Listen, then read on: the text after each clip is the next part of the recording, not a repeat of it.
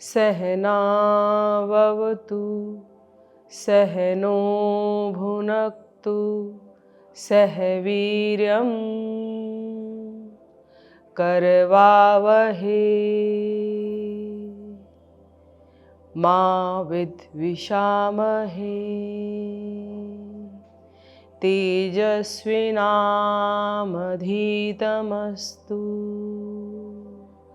ओम शांति शांति शांति ही।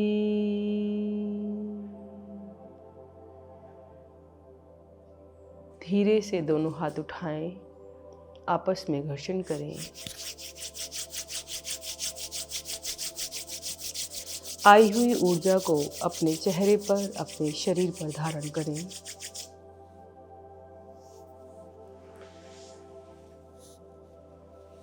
पहली दोनों उंगलियों से अपनी पलकों को सहलाएं, नेत्रों को खोलें।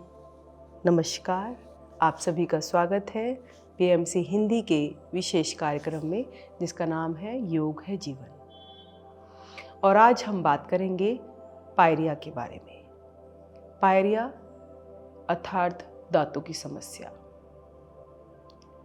आपके भोजन के पचाने को लेकर दांत एक महत्वपूर्ण भूमिका निभाते हैं, या यूं कहिए आपके भोजन का जो पाचन है वो दांतों से प्रारंभ होता है। दांतों से प्रारंभ होकर आपके शरीर में पहुंचता है। आपके शरीर में 2 जबड़े होते हैं, जिसमें 16 ऊपर के और 16 नीचे के दांत होते हैं। कुल मिलाकर 32 दांत होते हैं। और कहा यूं भी गया है कि जब आप अपने एक ग्रास को 32 बार चबाते हैं तब वह पचाने लायक होता है। अर्थात दांतों की कितनी महत्वपूर्ण भूमिका आंकी गई है भोजन को पचाने में। अब यह जो दांत हैं, यदि भोजन को पूरा अच्छे से ना चबाए तो वह शरीर में जाकर हमें उतना पोषण नहीं दे पाता जितना देना है। वह पूरी तरीके से अपना कार्य नहीं करेगा। जब दांत आपके मजबूत होंगे तभी वह भोजन को अच्छे से चबा पाएंगे और तब आप भोजन को पचा पाएंगे। अर्थात जब आपके मुख में एक ग्रास जाता है, आप उसे दांतों से चबाते हैं, आपकी जो ग्रंथियां हैं, लार ग्रंथियां एक्टिव होती हैं, उनमें अच्छे से लार मिलता है, भोजन अंदर जाता है, तब वह आपके लिए ऊर्जा देता है, आपको, आपके जीवन को, आपके दैनिक कार्यों को करने के लिए जिसकी आपको आवश्यकता होती है। साथ में वो पोषक तत्वों का निर्माण करता है, जिससे आपका शरीर मजबूत, बलिष्ठ व ऊर्जावान बनता है। तो हम बात कर रहे हैं पायरिया। पायरिया अर्थात दांतों की वह समस्या जिसके अंदर मसूड़ों में सूजन आ जाती है, और जब भी आप ब्रश करते हैं या फिर कभी भी उनसे खून आने लगता है। जब ये खून बार बार या 1-2 बार आता है और ये समस्या लगातार बनती रहती है, तो आपके मसूड़े जो है वो कमज़ोर हो जाते हैं। जब मसूड़े आपके कमज़ोर होंगे, अर्थात आपके दांतों की नींव, आपके दांतों का आधार यदि कमज़ोर होगा, तो दांत गिरने स्वाभाविक है। तो चलिए बात करते हैं इसके निवारण की और इससे बचाव की। तो थोड़े से सूक्ष्म अभ्यास करते हैं पहले। जैसे कि आप जानते हैं, हमारे जो दांत हैं वो हमारे चेहरे की सुंदरता को भी बरकरार रखते हैं। तो अपने चेहरे को हमेशा सुंदर बनाए रखें, इसके लिए हम सूक्ष्म अभ्यास आज शुरू करेंगे अपने चेहरे से, अर्थात अपने मुख से।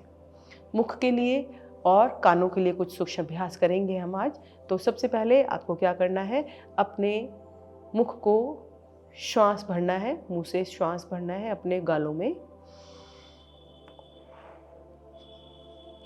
इस तरह से मुंह को पूरा फुला लीजिए। और अब इस हवा को आपको दाएं से बाएं, बाएं से दाएं घुमाना है। कैसे?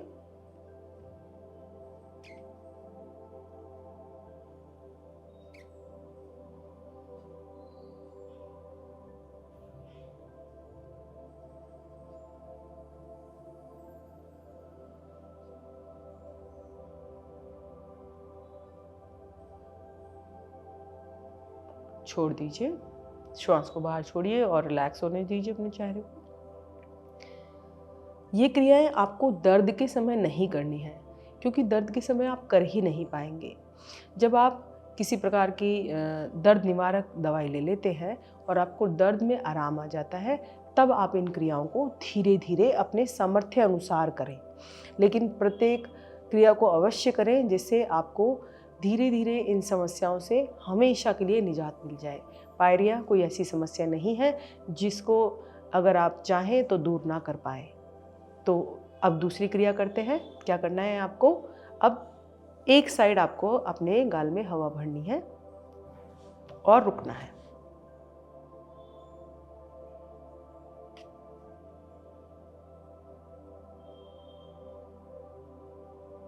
वापस हवा को बाहर निकाल दीजिए।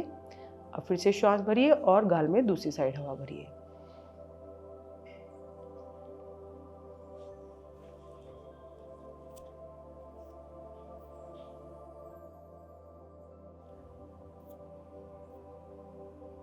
निकाल दीजिए जी। 10 सेकंड कम से कम रखिए और उसके बाद हवा को बाहर निकाल दीजिए। अब आपको क्या करना है? अपने मुंह को पूरा खोलना है, जितना आप खोल सकते हैं आराम से जितना खोल सकते हैं उतना खोलिए। कैसे? और बंद कीजिए।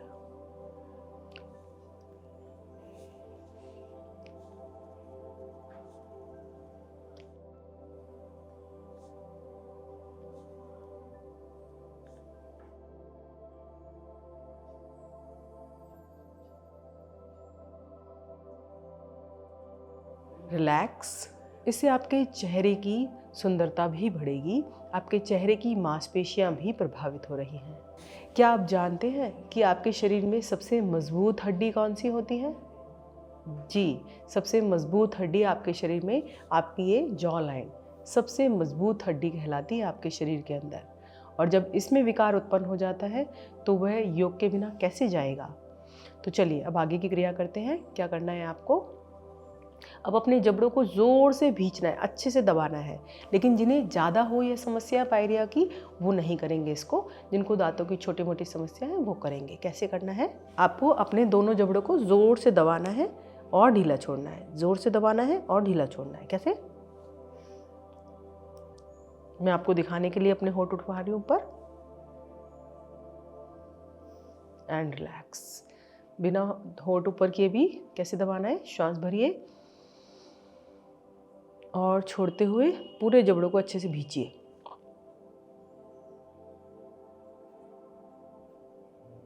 रिलैक्स।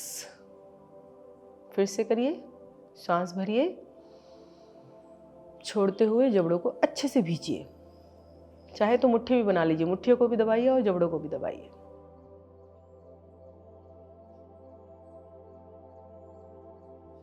रिलैक्स।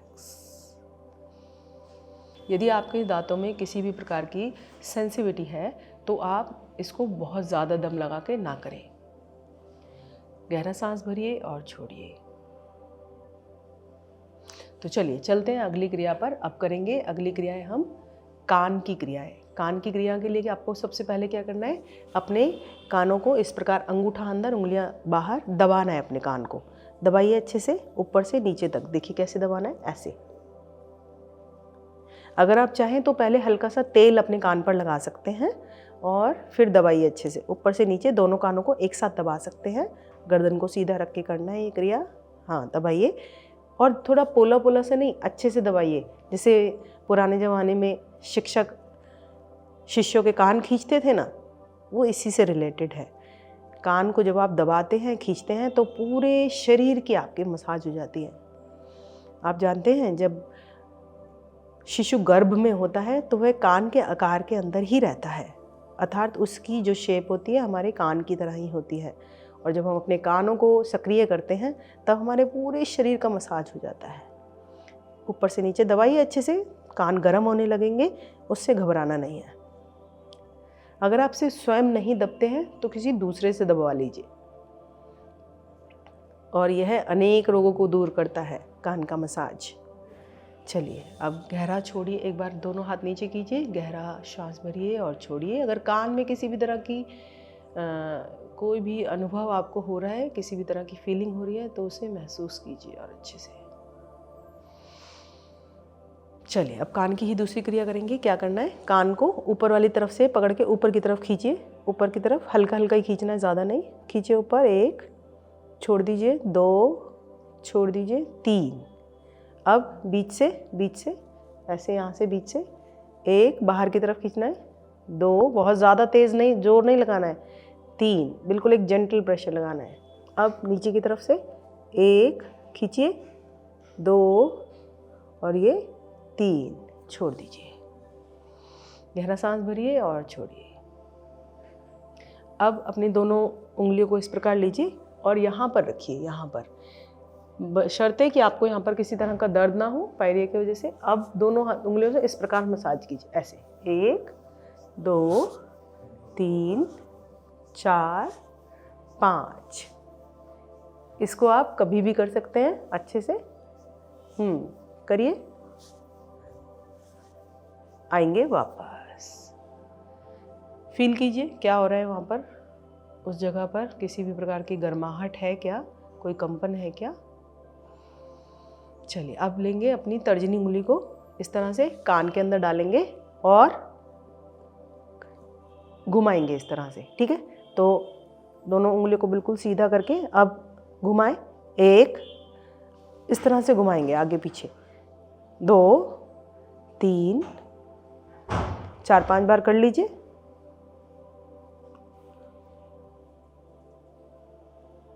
छोड़ दीजिए। फील कीजिए जो भी हो रहा है वहाँ पर, देखिए बंद आँखों में। ऐसा लग रहा है पूरा चेहरा गर्म हो गया है।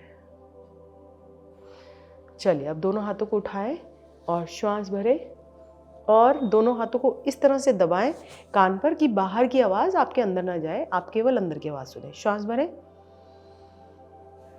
दबाएं,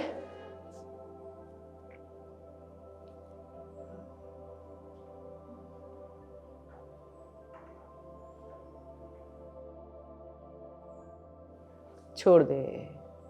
एक बार और करेंगे इसी क्रिया को। श्वास भरें, दबाएं,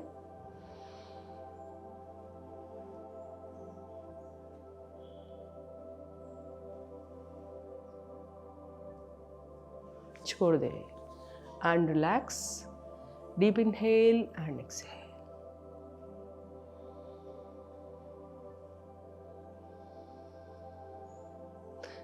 ये थी थोड़ी सी सूक्ष्म क्रियाएं हमारे मुंह की और हमारे कानों की। तो बात करते हैं पायरिया के लक्षणों के बारे में। पायरिया में जो लक्षण होते हैं, ज़्यादातर मुंह से सड़न जैसी बदबू आने लगती है, क्योंकि बार बार जो रक्त निकलता है उसके कारण आपके दांतों में सूजन हो जाती है, आपके मसूड़े जो हैं वह सड़ जाते हैं, जिसके कारण आपके मुंह में तेज दर्द होता है। ब्रश करने पर आपके मुंह से खून आने लगता है। इस तरह के कुछ लक्षण होते हैं पायरिया में। और तो चलते हैं अब अपने आगे की सूक्ष्म अभ्यासों पर। आगे के सूक्ष्म अभ्यासों के लिए आपको दोनों टांगों को ले आइए अपने भद्रासन में। इस तरह से तितली आसन का अभ्यास करेंगे। कैसे? दोनों टांगों को ऊपर नीचे इस तरह से, क्योंकि जैसा कि आप जानते हैं कि भोजन के कारण समस्त समस्याएं उत्पन्न होती हैं। तो जब आप तितली आसन करेंगे तो आपको कब्ज जैसी परेशानी नहीं रहेगी। तो कीजिए अभ्यास। 1 2 3 4 5 6 7 8 9 10। ऊपर नीचे करना है आपको, एड़ियों को अधिक से अधिक अंदर की ओर ले जाकर।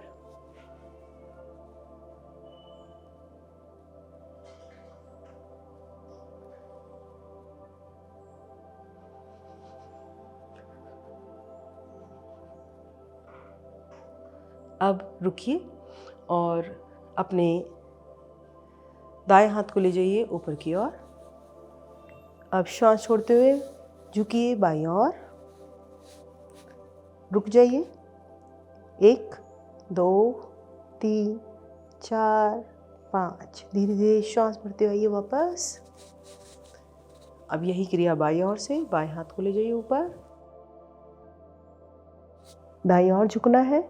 1 2 3 4 5। धीरे धीरे वापस। अब पीछे की तरफ जाएंगे। अपने बाएं हाथ को दाएं घुटने पर रखिए, दाएं हाथ को पीछे। पूरा एक अच्छा सा जेंटल ट्विस्ट दीजिए। 1 2 3 4 5। धीरे धीरे वापस मध्य में, विपरीत और। 1 2 3 4 5। धीरे धीरे वापस। गहरा सांस भरें और छोड़ें। अब दोनों हाथ रखिए कमर के पीछे और गर्दन कमर कंधे को पीछे की तरफ। 1 2 3 4 5। धीरे धीरे दोनों हाथ ऊपर ले जाइए। श्वास छोड़ते हुए आगे की तरफ आएंगे। रुकेंगे 5 सेकंड। 1 2 3 4 5। धीरे धीरे श्वास भरते हुए वापस। दाएं बाएं से दोनों हाथ नीचे। दंडासन में विश्राम लीजिए। गहरा सांस भरिए और छोड़िए।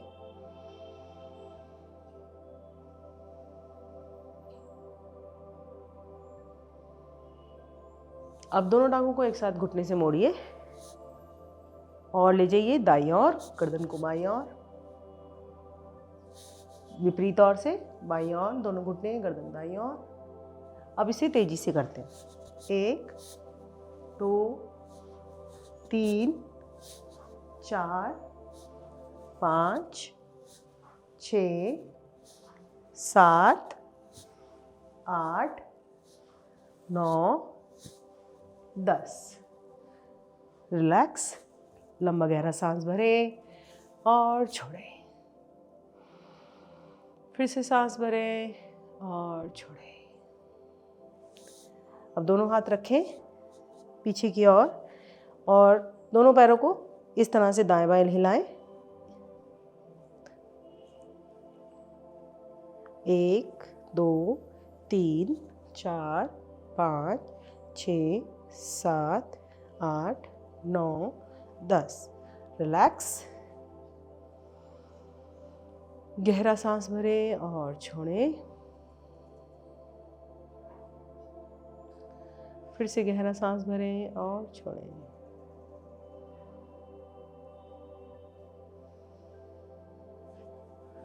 अब दोनों हाथों को लाएं आगे की ओर, इस तरह से घुमाएं। 1 2 3 4 5। विपरीत दिशा से घुमाएं। 1 2 3 4 और 5। आएंगे वापस। रिलैक्स।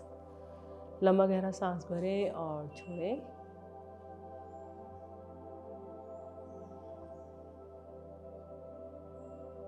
फिर से श्वास भरें और छोड़ें।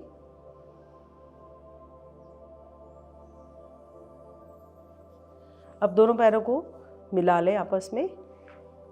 दाएं घुटने को मोड़ें और दोनों हाथ निकालें दाएं घुटने के नीचे से और टांग को उठाएं ऊपर, ऊपर की तरफ पूरा सीधा ले जाएं और वापस नीचे लाने की कोशिश करें। 1 2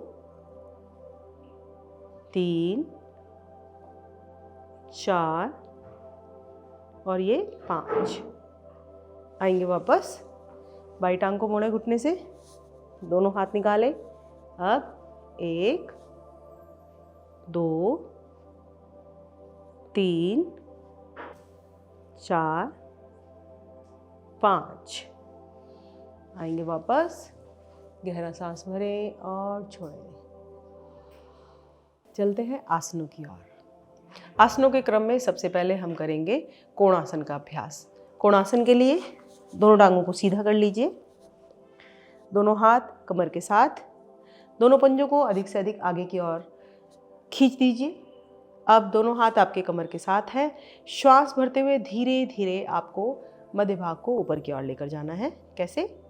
मध्य भाग को धीरे धीरे ऊपर ले जाएं। इस प्रकार लेकर जाएं कि आपकी दोनों टांगें सीधी हों, घुटनों से ना मुड़े, एड़ी और पंजा दोनों आपके आसन पर लग जाए। गर्दन हल्की सी पीछे की तरफ, पूरा लटकाएंगे नहीं।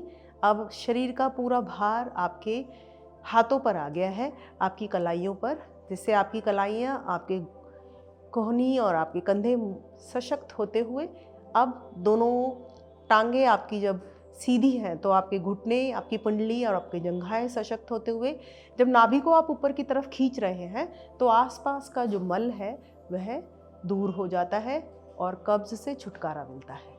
अब धीरे धीरे आएंगे वापस।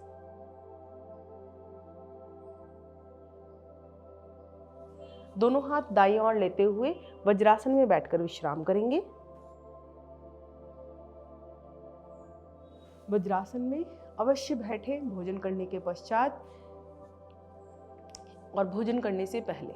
जब आप भोजन करने के पश्चात बैठते हैं तो आपकी पाचन क्रिया सुचारू रूप से होती है और जब भोजन करने से पहले बैठते हैं तो आपको भूख अच्छी लगती है।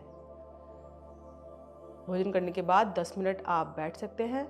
वज्रासन एक मात्र आसन है जिसे आप भोजन करने के बाद कर सकते हैं। तो लेते हैं मंडूक आसन का अभ्यास। मंडूक आसन के लिए दोनों हाथों को लाएं आगे की ओर, खींचे अपने हाथों को अधिक से अधिक आगे की ओर, अंगूठा अंदर करें, मुट्ठी बनाएं। अब अपनी नाभि के दाएं बाएं लगाएं, नाभि के हिस्से को छोड़ दें, दायां हाथ दाईं ओर, बायां हाथ बाईं ओर लगाएं, गर्दन को पीछे ले जाएं, श्वास छोड़ते हुए आगे की ओर आएं। अब ऑटोमेटिकली मुट्ठियां आपके पेट में चली जाएंगी और आप नीचे की तरफ झुकिए। अब आपको 3 बातों पर विशेष ध्यान देना है।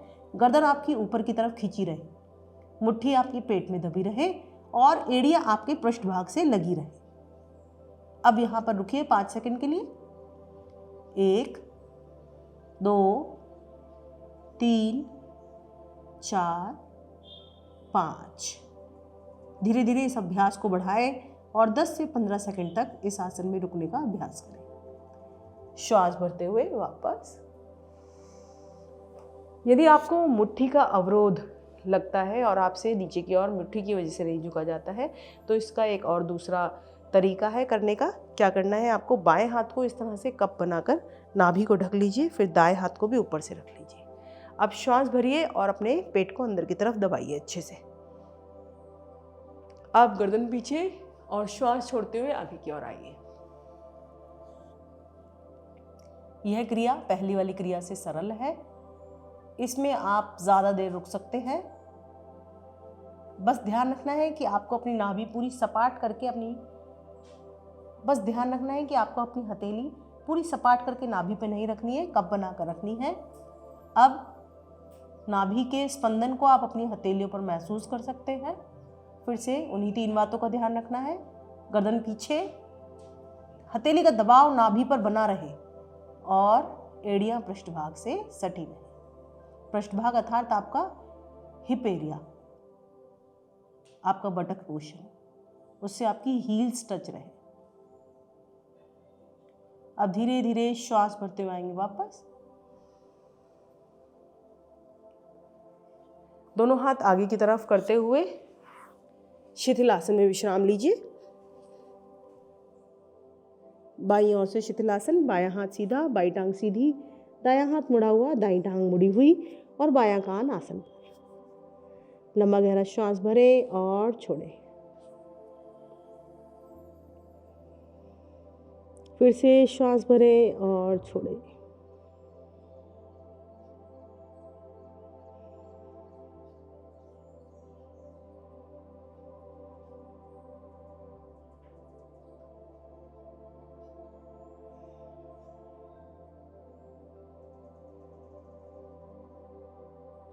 आएंगे वापस, दोनों पैरों को मिलाएं और उठकर बैठ जाएं वज्रासन में। अब चलेंगे अपने अगले आसन की ओर। चलते हैं उष्ट्रासन की ओर। उष्ट्रासन के लिए दोनों घुटनों पर खड़े हो जाएं, दोनों घुटनों में थोड़ा सा फासला बनाएं, पीछे से दोनों पंजों में भी उतना फासला बनाएं और दोनों हाथ अपनी कमर पर रखें। इस प्रकार अंगूठा पीछे की ओर हो, उंगली आगे की ओर हो, पूरा अच्छे से सपोर्ट दे अपने कमर को। अब श्वास भरें और धीरे धीरे पीछे की ओर जाए।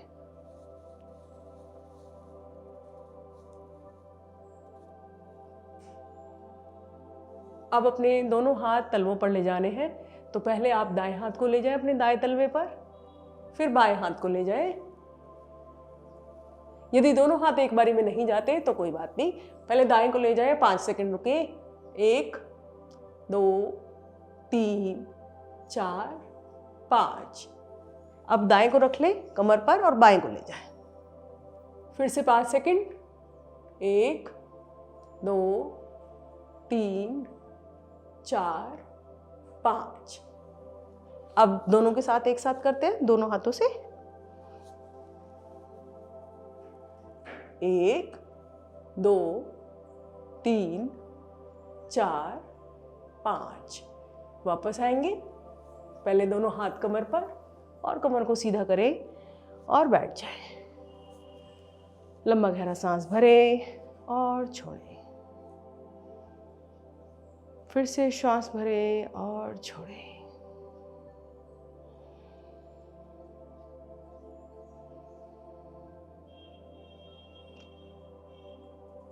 एक और आसन का अभ्यास लेते हैं पीछे जाने के लिए, राजकपोत आसन।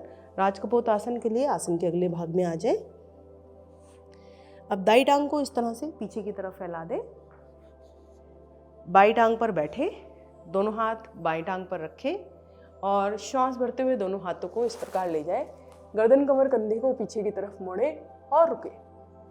यदि आपसे ये स्थिति नहीं बनती है, संतुलन नहीं बनता है, तो कोई बात नहीं, आप अपने दाएं हाथ को रखिए साथ में, दाएं टांग के साथ में, और बाएं हाथ को इस तरह से ऊपर ले जाइए और फिर एक बार दाएं हाथ को ले जाइए, बाएं को रखिए। और यदि आपसे ये स्थिति बन जाती है तो बहुत बढ़िया, तो दोनों हाथों को एक साथ ले जाइए। 1 2 3 4 5। धीरे धीरे वापस। अब अपने पीछे वाली टांग को आगे ले आइए और आगे वाली को पीछे ले जाइए। एक और तरीका है इसको करने का, यदि आपसे इस तरह से नहीं हो रहा तो इस टांग को आप आगे की तरफ खोल सकते हैं इस तरीके से, और फिर भी इस क्रिया को पीछे जाकर इस तरह से भी कर सकते हैं। तो चलिए करते हैं। श्वास भरते हुए दोनों हाथों को ले जाए ऊपर। अब रुके। 1 2 3 4 5। धीरे धीरे वापस। दोनों हाथों को जमाए घुटनों के दाएं बाएं, पीछे वाली टांग को लाएं आगे वाली टांग के साथ। लंबा गहरा सांस भरें और छोड़ें। अब आसन पर लेट जाएं।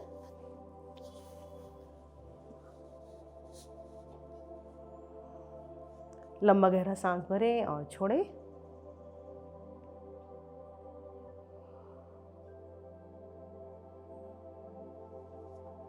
लेते हैं अगले आसन का अभ्यास। दोनों पैर मिलाएं, दोनों हाथ शरीर के साथ लेंगे। कंधरा आसन अर्थात सेतुबंद आसन का अभ्यास। सेतुबंद आसन के लिए दोनों टांगों को घुटनों से मोड़ें, एड़ियों को अपने हिप बोन के साथ लगाने का प्रयास करें। अब दोनों हाथ आपने मैट पे जमा रखे हैं, तो उनसे अपने टखनों को पकड़ ले। जो टखने नहीं पकड़ पाए वो अपने हाथ मैट पे भी रख सकते हैं। इस प्रकार टखने पकड़े। अब श्वास भरें और धीरे धीरे मध्य भाग से ऊपर की तरफ उठ जाए।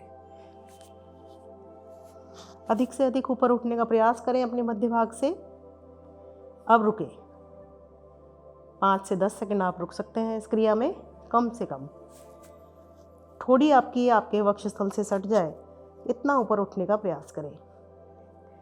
1 2 3 4 5। धीरे धीरे आएंगे वापस। अब दोनों घुटनों को एक बार इस तरह से मोड़ें, पकड़ें और पेट में दबाएं। इससे आपका पूरा संतुलन हो जाएगा कमर का। टांग को सीधा कर दे। लंबा गहरा सांस भरें और छोड़ें।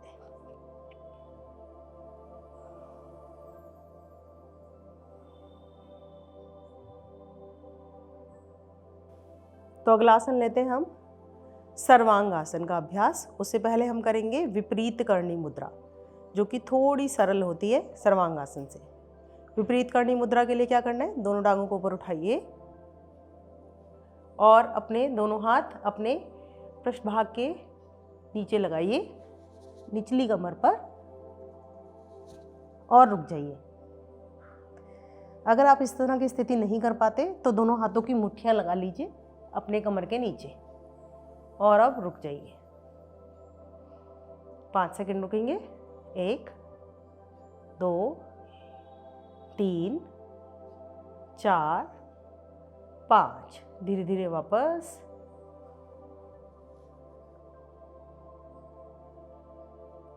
लंबा गहरा सांस भरें और छोड़ें।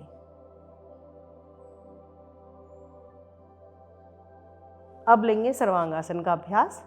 सर्वांगासन के लिए दोनों पैरों को मिलाएं, श्वास भरें और छोड़ें। अब धीरे धीरे अपने दोनों टांगों को ले जाएं ऊपर की ओर, सर के पीछे ले जाते हुए अपने कमर पर दोनों हाथों को सहारा दें।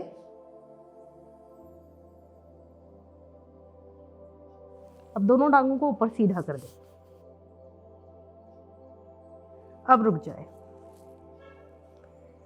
5 सेकंड रुकेंगे। 1 2 3 4 5। धीरे धीरे इसकी आवृत्ति को 5 से 10 15 20 सेकंड तक आप ले जा सकते हैं। अब धीरे धीरे टांगों को लाएं वापस।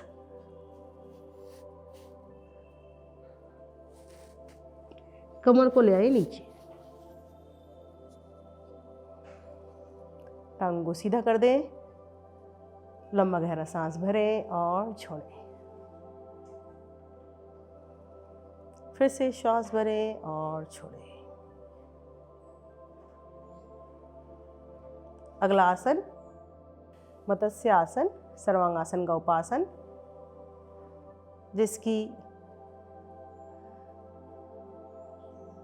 जिसका अभ्यास करते हैं। कैसे? पहले लेटे लेटे पद्मासन लगाएं,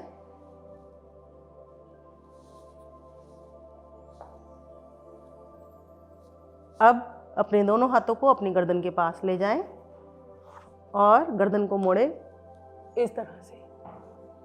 अपनी हथेलियों का सहारा देकर गर्दन को मोड़ें और अब दोनों पैरों को पकड़ लें, पैर के अंगूठे। अब रुके इसी अवस्था में 5 सेकंड। 1 2 3 4 5। धीरे धीरे आएंगे वापस। पैर को मुट्ठी छोड़े, हाथों को लाए सर के पास, सर को सहारा दें, गर्दन को सीधा करें। बहुत ध्यान से करें इसको। अब दोनों टांगों को सीधा कर दें। लंबा गहरा सांस भरें और छोड़ें। इसी आसन की सरल आवृत्ति हम लेंगे। किस प्रकार? आपको अपने दोनों हाथ इस तरह से रखने हैं और कोहनियों के सहारे से अपने ऊपर वाले हिस्से को, धड़ वाले हिस्से को ऊपर उठाना है इस तरह से, और गर्दन को पीछे। ये भी मत्स्य आसन का ही एक वेरिएशन है। इस सरलता से आप इसे कर सकते हैं। अब रुकते हैं 5 सेकंड इसमें। 1 2 3 4 5। धीरे धीरे वापस गहरा सांस भरें और छोड़ें। संपूर्ण शवासन के लिए, संपूर्ण शवासन। फिर से गहरा सांस भरें और छोड़ें।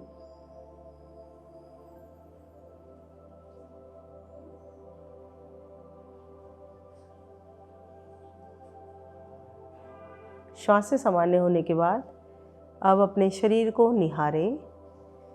अपने पैर की छोटी उंगली से लेकर अपने सर के बालों तक शरीर को धीरे धीरे देखते जाएं और एक एक अंग को ढीला कर दें। जिस अंग को आप बंद आँखों से निहार रहे हैं उसे ढीला कर आगे बढ़ जाएं। पैर की छोटी उंगली, साथ वाली उंगलियां, पंजा, तलवा, एड़ी, टकना, पिंडली, घुटना, जंघाएं। इसी तरह अपने शरीर को ऊपर की ओर भी निहारें, ढीला छोड़ें। अब एक प्रेम भरा धन्यवाद दें अपने शरीर के अंगों को।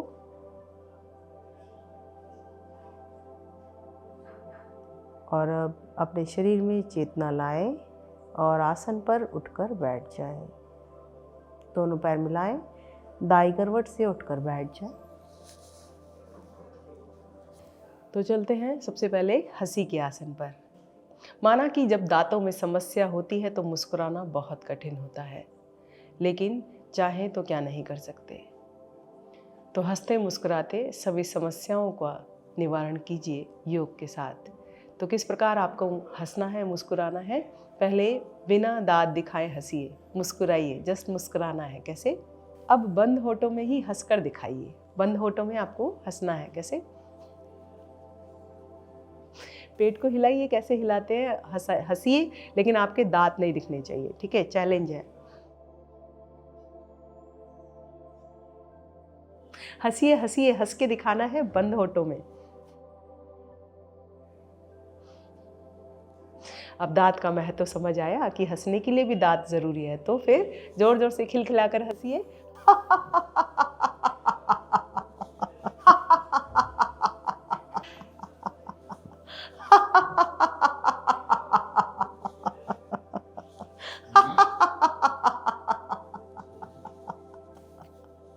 चलिए, ऐसे ही हमेशा मुस्कुराते रहिए और आपके दांत हमेशा स्वस्थ रहें।